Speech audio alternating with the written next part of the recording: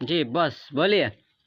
আর call হ্যাঁ তা আপনি কেন এই আন্ডারগ্রাউন্ড থেকে বের হয়ে আসলেন? আপনি তো ওনাদের বস ছিলেন, আপনি যা বলবেন তাই তো ওরা শুনবে, তাই না? শোনেন না আমার কথা কেন শুনবে না? তাহলে আপনি আন্ডারগ্রাউন্ডের বস কিভাবে হলেন? হয়েছিলাম এককালে শুনতে এখন আর শোনে না এখন আর শোনে না? না সবাইকে গুলি করে মারি দিতে পারেন নাই? মারিছি দিবি চাইছি কিন্তু হলো না কেন হলো না? না আপনার তো অনেক ক্ষমতাশালী লোক আপনি, তাই তো হয় তাহলে আপনি মারতে পারলেন না কেন? প্লিজ বলিয়ে। না আমি আবার ঢুকবো আবার যাবেন? হুম। সমস্যা নাই, আমরা আপনার সামনের আলো বাতি জ্বালিয়ে দিল। হ্যাঁ তাই নাকি জি বলিয়ে।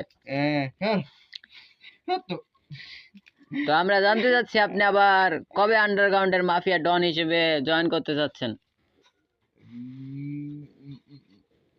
5 তারিখে 5 তারিখ? হুম। আচ্ছা সমস্যা নেই, আমরা এই কয়দিন কষ্ট করব আপনাকে দেখার জন্য। তো আমার কাছে আরেকটা প্রশ্ন, যে আন্ডারগ্রাউন্ডে এখন যে মাফিয়া ডন আছে ও কি আপনাকে ঢুকতে দেবে?